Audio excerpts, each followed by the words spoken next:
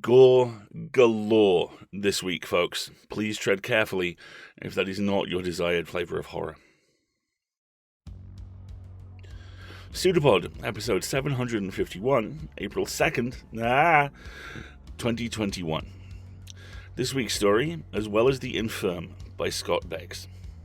Hey folks, welcome to PseudoPod, the weekly horror podcast. I'm Alistair, your host, and this week's story, which was originally published in Dark Moon Digest in April last year, comes to us from Scott Beggs. Scott is an American author interested in how systems that are meant to help people end up isolating them. Beyond Dark Moon Digest, his speculative fiction has appeared in Mythic Magazine, All Worlds, Wayfarer, and Ellipsis. His non-fiction work is published with sporadic regularity in Vanity Fair, Mental Floss, and more. He's also a first reader for Strange Horizons, and he loves reading your stories. Your reader for this week is the mighty Preemi Mohammed.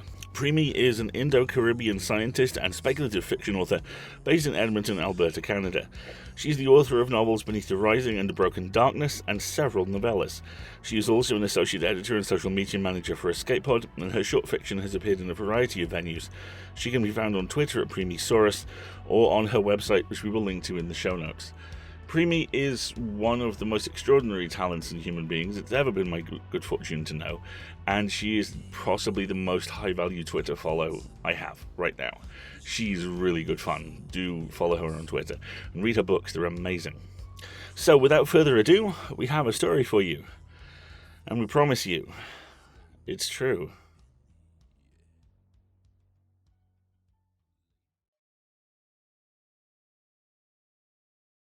As Well as The Infirm by Scott Beggs. $243,378. You get 2 shots at becoming a doctor after med school. If you match with a hospital straight off, bully for you, great job, give mom and dad a hug. If you don't, you need to wait a year holding your breath while chopping off pig hooves for science, even though you're vegan. Then you pray you match the second time around. If you don't, that's it. You spent $250,000 to disappoint your parents. That's how I ended up taking a business card with only a phone number printed on it from a slick Wall Street-looking asshole with a bad cough while rounding my 3rd shot of tequila. That's also how I ended up covered in someone else's blood in a knockoff Sesame Street bouncy castle, crushed by a murderer's guilt and wondering if I'd survive to sunrise. All I ever wanted was to help people.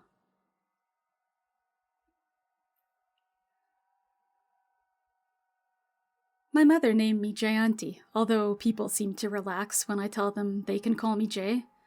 I'm as tall as my father was, and I've wanted to be a doctor since before my first training bra.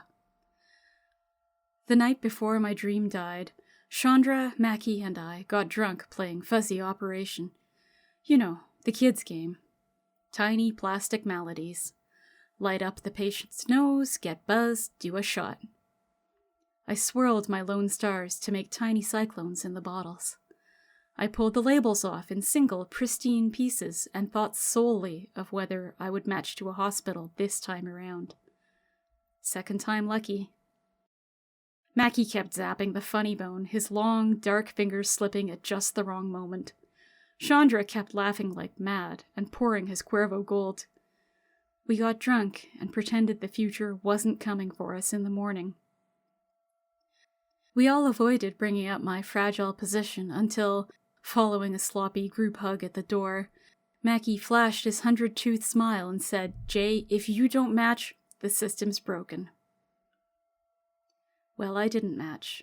The system's broken, and I was fucked to the merry tune of $243,378. We would get together a few more times after that night, but never again without the cloying sensation that my friends were being plucked from me, drawn away to hospitals all over the country. Mackie was staying in Austin at Clemcy-Siebold, but we both knew the summer camp nature of residency meant he'd fade from my life while living 5 minutes away. Mackie, squat and plump like a bodybuilder who only recently discovered pizza, always shyly standing a few inches too close to me. Even he'd be pulled away. I was left alone, surrounded by the styrofoam-laced smell of a takeout food world tour and a dozen books on internal medicine it made no sense to own. For weeks, I held out hope that I'd get a call any moment to clear up a regrettable clerical error and head for the residency program I'd ground myself to dust to earn. That call never came, so I ordered more fried rice and spent an episode of the Great British Bake Off screaming into a decorative pillow. I called my mom and cried. I sat alone on my living room rug and cried. Mackie came over with a sympathy fruit basket, and I cried. The system's broken. The system's broken. The system's broken. My father lost his job as a civil engineer when I was a freshman in college. He avoided talking about it using conversational Tai Chi, deflecting to how the Cowboys were doing and whether I was keeping my grades up. But once, just once, he admitted it was like losing a loved one. But how was I supposed to mourn for a job I'd never had a chance to do? I felt dissected. On nights that I slept, I dreamt I was donating blood, but the nurse had disappeared, so gallon after gallon drained from me, until laughably small vials overflowed and the floor slicked with shiny purple-red vitality. I fell to my knees in it, frantically sweeping it against my body as it flooded away from me with the force of inevitability. The caustic metal scent overwhelmed me. Even after I lost the last ounce, my heart wouldn't stop beating dry in my chest. When I made it through my first day without crying, I considered what I would trade to get a residency spot and realized that I had nothing left to give. I thought about shaving my head, but chickened out. I crawled on my belly through a handful of the 5 stages of grief and, thank God, never made it to acceptance. On the morning of Chandra and Mackie's graduation, a ritual I'd seethed through in a cap and gown a year before, I fixated on my 6-figure student loan debt and had to find a bar. Stat. That's where Darden found me. Nimble and petite, with a persistent cough and the scaly signs of seborrheic dermatitis at the corners of his mouth, he handed me a shot when I was already floating. His suit advertised the size of his bank account, and his floral cologne mixed poorly with the stale yeast smell of the bar, but his confidence was infectious, as if he had enough to let you borrow. "Your bartender friend there tells me you're a med school student," he said, sliding next to me uninvited. "Close. I already graduated. Who are you?" "You can call me Darden." He motioned to the 3 upturned shot glasses. "I hope you don't have rounds anytime soon." "Ha! No, I will not have rounds anytime soon. Ever." "You didn't match?" "I'm an old pro at not matching, but I'm thinking the 3rd time will be my lucky break." "You a doctor?" That's when he pulled out his business card.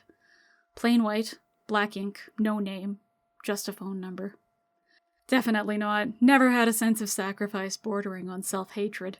"Exactly," I said with embarrassing enthusiasm.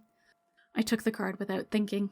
Sacrifice. Yes, doctors smoke the most, sleep the least, memorize entire libraries. Man, I've read so many fucking books. Just destroy our bodies, destroy our bodies so that, what, everyone else can live just a little bit longer? And the debt. You must be swimming in it. Indentured servitude was my fallback, so it's really not all bad. He only grinned at that, which sunk me to a sober reality that made my stomach churn. I would die still owing on my student loan. "I'm kind of a middleman," Darden said, coughing into his hand before retrieving his card and writing an address on it. "I've got an opportunity for you that could be very, very lucrative. I'm not flying to Dubai in my bikini, pal." That's funny, but no. The job is more specific to your talents. Tell me. I was suddenly aware of how quiet the rest of the bar was. Do you know how many people die every day waiting for organ transplants, Jay?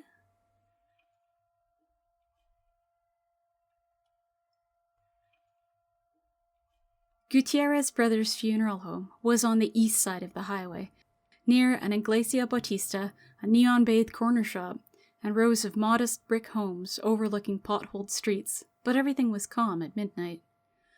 I stood in front of the door in black scrubs, feeling like a party clown at the wrong kid's birthday. Could I go through with it? The heavy latch clicked, and Solomon Gutierrez beckoned me inside. He was an unfussy old man, with a cataract squint and bad hips that forced him to waddle. His face was broadly wrinkled, wide with an easy smile, and his skin was dark and thin like he'd been baking in an oven on low heat his entire life. At the time, I thought that I crossed the threshold into the funeral home solely because of my debt, but I recognize now that I said yes because nothing else in my life was asking me to say anything at all. None of the furniture in the front room of the funeral home was made after the Korean War. It gave the impression of quaint comfort, and probably reminded Solomon's key demographic of toddling around Nana's living room, but there was something off about it. It took me 3 sips of complimentary herbal tea before realizing that there was too much light in the space.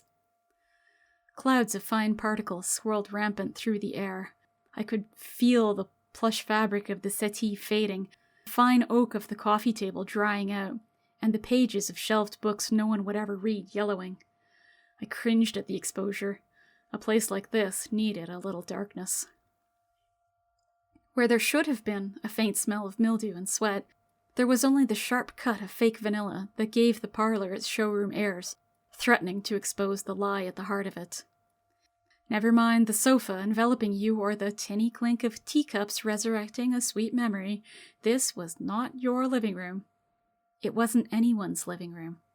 It was where you paid a stranger to bury the person you knew best.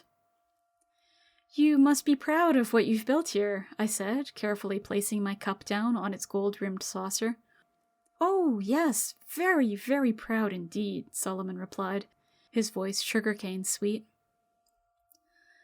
Before we could speak more, Darden burst in from a back room demanding joyously that we get the show on the road, jangling my nerves even further and yanking me up from the sofa. The basement did not smell like vanilla.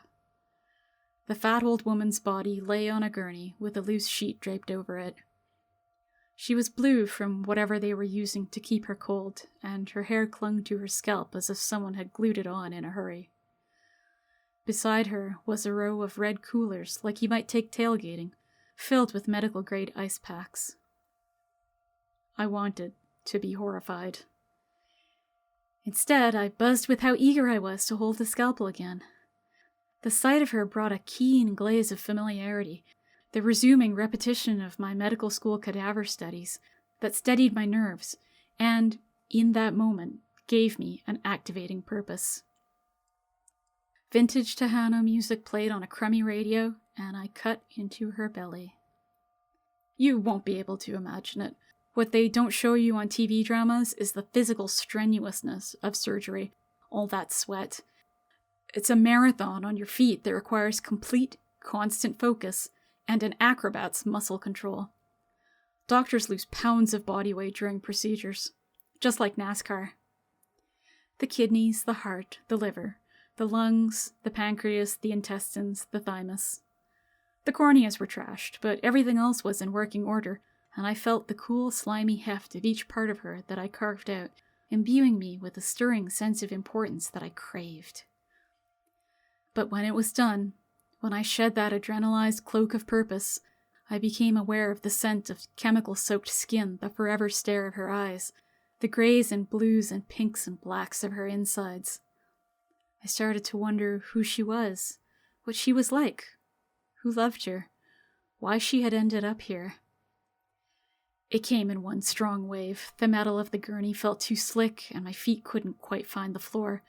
I doubled over, shoving the gurney with a linoleum screech just far enough to make the fat old woman's hollow body flop a few inches toward the edge. Darden clambered back. I heaved into my mask, but nothing came up. Okay, you've worked your magic. Deep breaths. Deep breaths, Darden said, holding out his hand to bring me to my feet. Solomon can handle the scraps. Let's get you some air. Darden wouldn't stop jackhammering his left knee as we sat in the booth at Magnolia Cafe. Small as he was, his nervous energy still tingled my spidey sense. It's important to unwind after these things, so I come here for a tofu scramble and a slice of pie, he said between hacking coughs. I'd sat before with happy exhaustion at this cafe, cramming for exams until sunrise, but after hearing that, I looked at each surrounding face. The skeletal hippie couple, the lonely skull trapped under fat headphones, the hungry eyes and mouths of cackling brat holes, wondering what horror they'd also been elbow deep in tonight. A young woman with an open economics textbook sat with half a grilled cheese congealing on the plate, and I thought of how far I'd drifted away from that version of myself in just the last few hours. I felt the raw meat coolness of the dead woman's kidney in my hand again, and tried to avoid the pictures on the menu. Darden ripped the tops off 4 creamers and reached for the honey. This was a big step tonight. I get that. I've been there. Food sounded disgusting. Or maybe I wanted one of everything? You're jacked right now, endorphins surging, that's all normal, he said. But I want to put your mind at ease. It took all my energy to focus on his voice. 1, that stock is going to good homes that can't wither on the wait list any longer. You're fucking Robin Hood, Jay.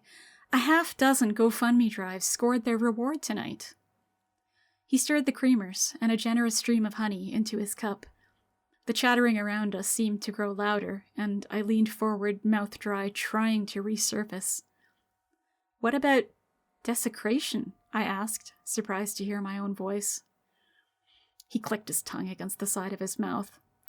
Look, that's between you and your god, but when everything we take is headed to the incinerator, I take the pragmatic view. It's not like anyone knows how big an ash pile Grandma makes, you know? I slowly nodded, trying to picture the great parabola of one life saving a dozen lives, and spiraling out until everyone was restored. I needed to believe him, so I did. My appetite was returning. $227,003. After a summer of pulling cash out of dead people's chest cavities twice a week, I settled into a happy rhythm. I bought more scrubs, surgical bandanas, and a pair of Crocs. I studied everything I could about surgery in heavy books and videos on YouTube. I documented absolutely everything for post-game assessment. When I successfully removed my first corneas, I bought myself a pricey set of kitchen knives you never have to sharpen. Every other spare dollar went to my loan. During the weekdays, I worked at Johnston Holbrook Labs, slicing chunks of pig fat into research-ready slabs we called Bibles. Bubbling with caffeine to push against my black market all-nighters, I found every moment of my day job a waste of time I could have spent playing doctor. Its sterility made me long for the dank linoleum of the basement, its clinical silence for staticky Tejano, its infinite supply of pink pig flesh for the assembly line of people whose lives were in transit between completion and celebrated remembrance. I played dominoes with Solomon and grew accustomed to Darden's wiry intensity. I started yoga classes and learned to brew my own kombucha. But the thinness of my joy crept up on me, and after the novelty wore off, I recognized that my side hustle would never satisfy me the same way residency at a hospital would. It was hard to care that I was saving lives if I never got to see that resurrection myself. I desperately needed the curtain call, the sloppy, sobbing embrace, and thank you of someone who loves the person I had just saved. I could not pretend my way to happiness.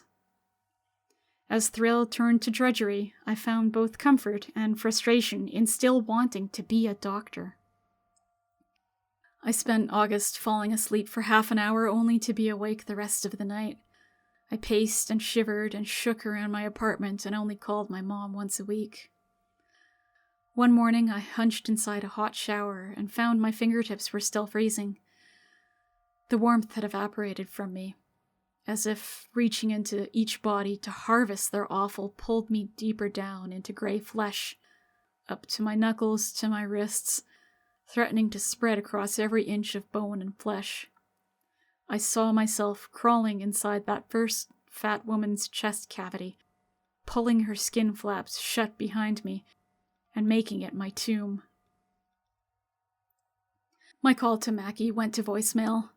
When I yelled at the bubbly, acne-scarred PA at the urgent care for saying maybe it was a circulation problem, there was no one else in my life to call except Darden. He took a short puff off his vape pen and blew raspberry smoke into the night air as we walked the placid shoreline at Lady Bird Park. I thought at first this would be a legitimate liminal substitute, but lately it just feels like I'm play acting at being a doctor, I said, pulling my hands inside the sleeve of my black sweater. It's not enough.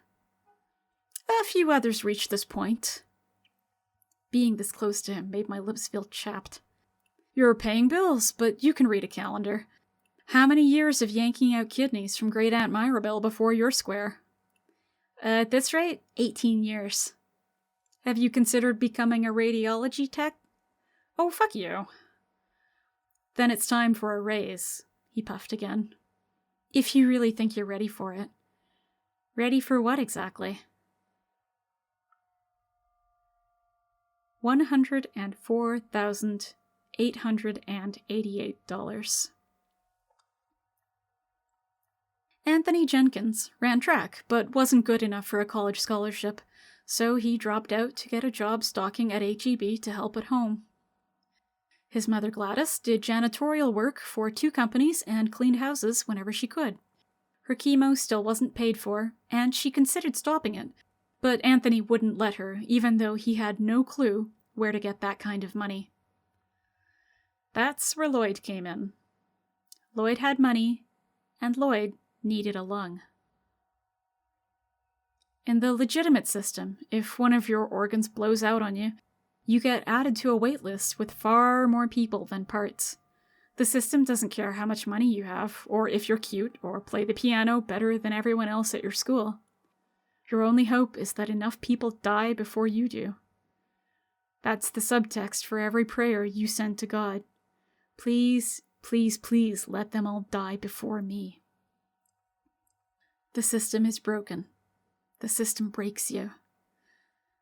Outside the legitimate system, Darden cares very, very much how much money you have. I shadowed another doctor for that first live transfer, watching from over her shoulder as she artfully removed a kidney from a lithe young man whose mouth hung open in unconscious reverie. I shadowed a few more times, got a crack at a live kidney for myself, and spent the winter reveling in keeping the organ bucket on the table alive, alongside a small rotating crew of anesthesiologists. All of it took place inside a strip mall space between an auto repair store and a discount market with pyramids of disintegrating grapefruits and blood oranges stacked inside the window. Our windows were newspapered over, and large poster board jack-o'-lanterns adorned the walls from its past life as a seasonal costume shop. There were 4 gurneys separated by surgical curtains, and the place stank with antiseptic cleaners and building insulation. There were beeping monitors and blood pressure cuffs, and when I closed my eyes, I could almost hear my name paged over the intercom. It was exquisite. Darden had crafted a sad little front area with a cheap couch, a couple of leather chairs, and a smudged glass coffee table where we helped the donor and donee agree on how much the organ was worth. Outfitted in scrubs, surgical masks slung under my chin, explaining the procedure and its risks to the patient was the closest I had ever felt to the real thing, and the high I earned off it lasted long after the last suture was in. I'd operated on dozens of live subjects before, but my first real dose of being a doctor came with Anthony. The first thing that went wrong that night was the anesthesiologist that showed up. It was Mackie. When he walked into the lobby, I almost bolted for the back door, but when Darden shook his hand, it was worse. A piece of my life as a decent person had infiltrated this other version. We were theatrically casual about seeing each other again, but the mutual shame and judgment we felt was impossible to avoid broadcasting when our eyes met. Nerves forced that 100-tooth smile across his face, but it immediately receded into eclipse. I was thrown. Then he threw me again. "Funny how we ended up with the same boss after all," he said, prepping a series of sticky notes to place all over Anthony's body. "Darden? Oh, Christ, that dude's a grease trap." He placed another note. "I meant Dr. Hagel." "Wait, the chief of medicine at Clemsey-Siebold? Of course, she's the one who set me up with him."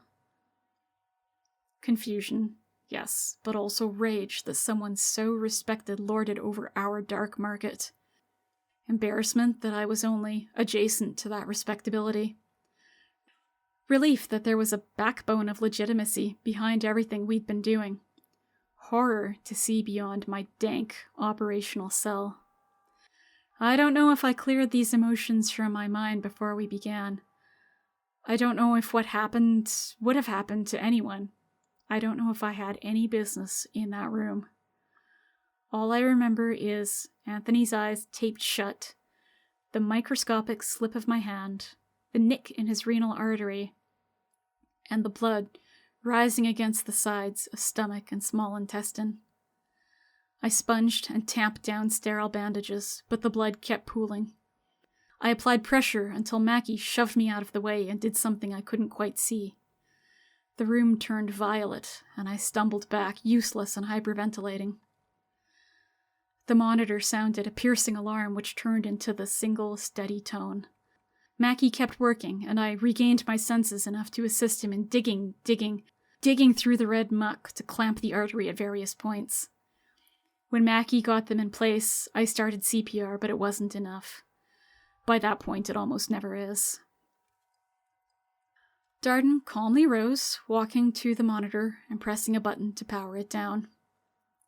"All right, everyone, let's take 10 cleansing breaths and try to gather ourselves," he said. The room shook with silence. "Okay then," he continued. "This is obviously a tough situation, but it happens from time to time, and now that we've relaxed a bit, let's get our game faces back on and finish up the job." "You still want me to remove his kidney?" I asked, my throat clenching, my eyes raw. "At this point, I'd like you to remove everything." I couldn't believe what he was saying. "Fucking do it yourself!" "Jay, no more bullshit. This kid has a family. And he and his mother both understood the risks, and hey, listen to me. It is in our best interests to make sure that she's taken care of monetarily to the extent that she remains silent about all of this. Being pragmatic about the assets in front of us will go a long way to helping us ensure that. Unless maybe you'd like to foot that bill? That's grotesque. Oh, please, Jay, you've always acted like you're somehow detached from what we're doing here when you're the star of the goddamned show. Time to pick up your big girl panties and do what needs to be done." I moved for the door, but Darden charged me, throwing me against the wall with his hand around my throat. Mackie turned his face away. "There is a process for this, Jay," Darden sneered. I froze at the ferocity of his voice and the sharp angles of his body against mine. Then I slammed my palm into his cheek, shocking him back and earning me enough time to scramble through the back door into the alleyway. I ran, covered in blood, into the darkness. Lost and panicked, I spun left out of the alleyway onto a 2-lane road that plunged on either side into drainage ditches. Shouting voices echoed down the block. I ran until headlights bloomed behind me, and I was forced to stumble down the thin embankment and up to the fence line. Weary and sore where Darden had grabbed me, I gritted my teeth, lifting myself over the fence, landing next to a dozen bouncy houses, some inflated, most not. I hurried to the back door of the party store, peering inside to see a cluster of piñatas and rentable helium tanks. Locked. Exhausted, I crawled inside a bouncy house, with a too-scrawny version of Elmo jutting out from the top with its bug-eyed glaze and static smile. I crouched down in the corner, listened, and hyperventilated as quietly as I could.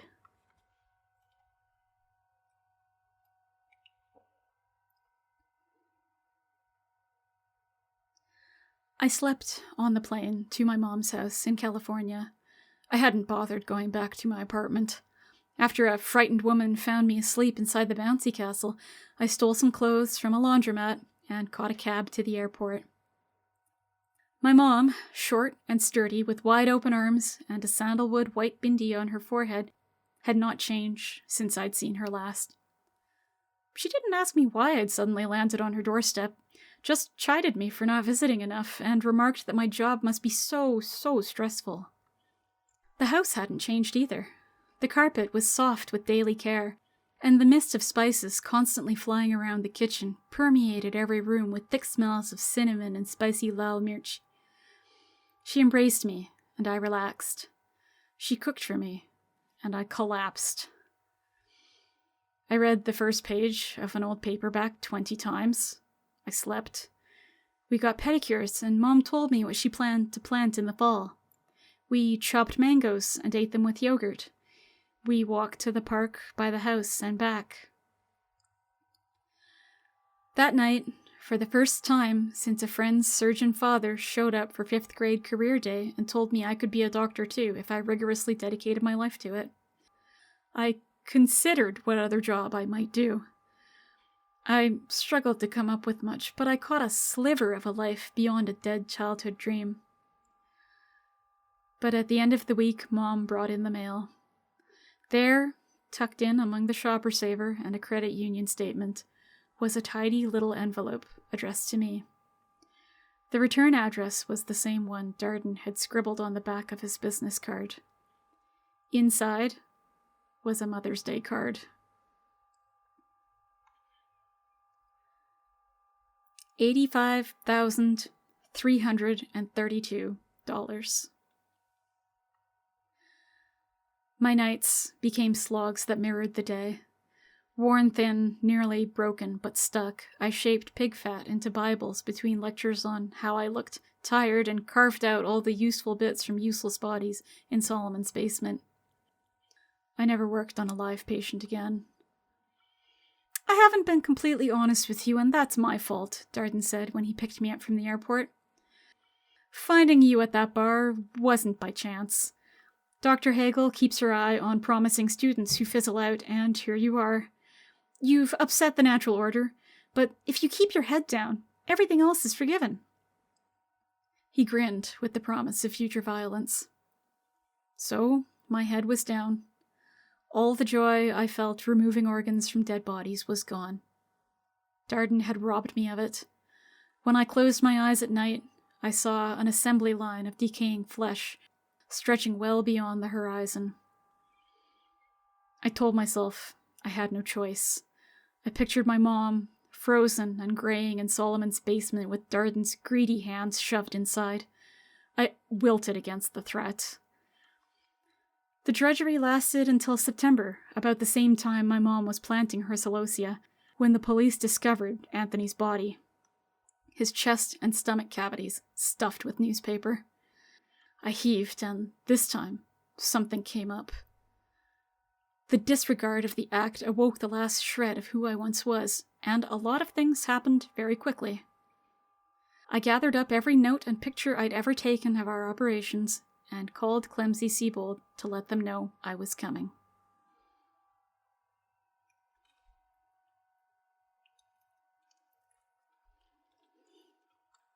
Dr. Elizabeth Hagel's office was modern and unremarkable, except for the abundance of small copper bird statues littered on bookshelves and side tables. Several floor-to-ceiling windows lined the wall behind her desk, framing her in sunlight. There was no complimentary herbal tea. I'd seen Dr. Hagel speak at a colloquium on campus my sophomore year, and was struck then by how unbothered she seemed for someone who'd spent 20 years in a profession known for long hours, drug abuse, and personal neglect. Her health problems, if she had any, were not immediately obvious to me, and that drove me crazy. They say that the guilty sleep well once they've been caught, but that's not how I felt. What I decided to do meant reckoning with my own doom, and I found a certain measure of acceptance there, but I still cringed at whether I should be bartering at all. "What exactly are you requesting of me?" Dr. Hagel asked, her eyes studying her laptop screen. "I take everything I have to the police, or you get me late admittance to a residency program far, far away from here." Kind of a small price, considering I won't be the one paying it," she said, meeting my eyes. "And your threat is to turn yourself in?" "After seeing Anthony's body on the news, yes. Along with all of you." "I see. I don't understand why Darden didn't have him cremated." "Solomon declined to get his hands dirty, and I'm smart enough to recognize leverage, which is why I'm also disinclined to accept your offer. Go to the police if you wish, but don't expect me to visit you in prison." Whether I was brave enough not to beg or simply saw no use in it, I can't be sure, but I took a moment to resign myself to her refusal. "This thing that we do," she said, "there is no roadmap for it save the one we create. So, was I helping people in desperate need, or was I exploiting people just as financially fucked as I am?" She let a melancholy smile slip and told me yes, before motioning for me to leave.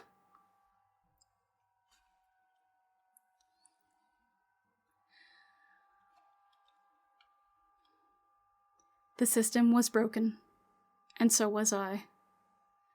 I killed my car's engine and sat in the police station parking lot for as long as I needed. I remember laughing because I genuinely had no idea what kind of jail sentence they give people for grave robbing. I tried to absorb as much of the sun as I could as I walked across the parking lot. As much of the birds flittering and singing. I kept one eye out for Darden, or the fat old woman, mucky and disintegrating and slick with fluids, flying across the pavement to drag me away. I got to the door, grabbed the handle, and my phone rang.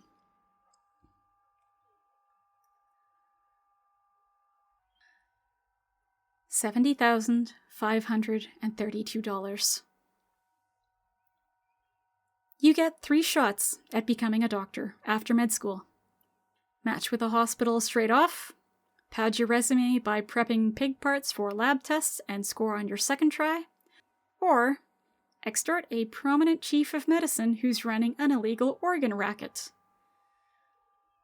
Dr. Hagel's timing could have been better for my blood pressure, but I'd called her bluff, and I think she was happier to see me shipped away to St. Someone's Hospital in Nowhere, Idaho, than to leave me as another loose end that could float to the surface of a drainage ditch. So that's how I became a doctor. 3rd time lucky. The move was hard, and expensive. I found it difficult to relate to my colleagues during the few months of my residency, but I'm settling in more now. I taught them how to play Fuzzy Operation. I lead a prenatal yoga class.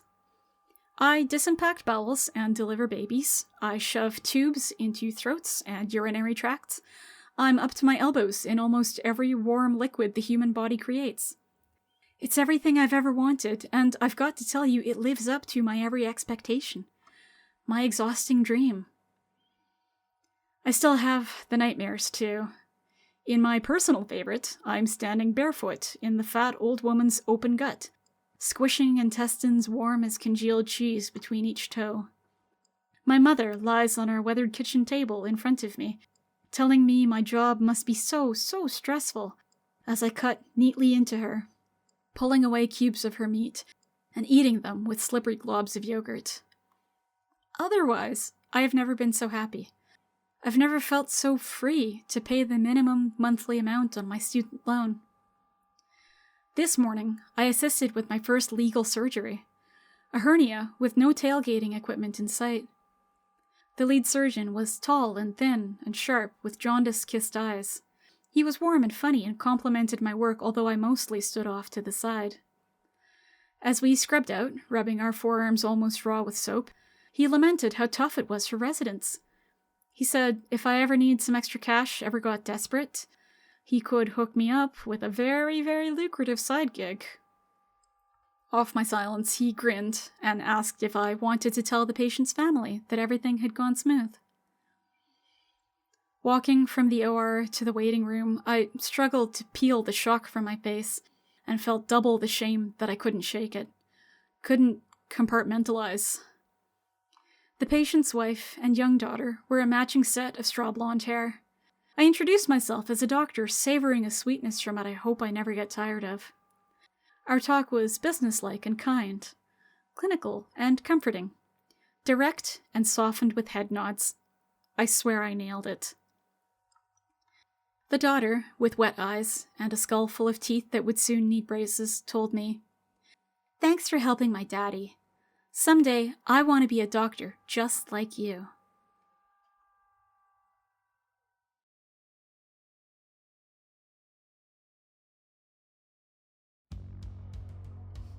I have been very privileged regarding medical professionals in my life. I was raised by one, in fact. My mum, who I've talked about here before, was an A&E nurse, a hospice care specialist nurse, a doctor's nurse receptionist, and the person from whom I get about half my unnecessarily huge comfort with mortality. She, and I may have said this before, managed to make an entire car of people take a breath at the same moment when complimenting Fellowship of the Ring's Boromir death scene because, and I quote, "That's what it looks like." I love you, Mum. Thanks for helping me be weird in the exact right way. Anyway, between my mum and several friends, and a lifetime furnished in ER scrubs and house MD, I've had a decent look at what medical professionals are like and what they think they're like. The fast-talking, hard-working surgeon with a heart of gold and magic hands has been a staple of modern fiction, as long as the maverick cop on the edge, the wise-ass journalist, the plucky sidekick. But here's the thing about those three. None of them end their working day covered in someone else's innards, in someone else's horror. That's the first layer of what horror does in this story, and it's surprisingly hard to see.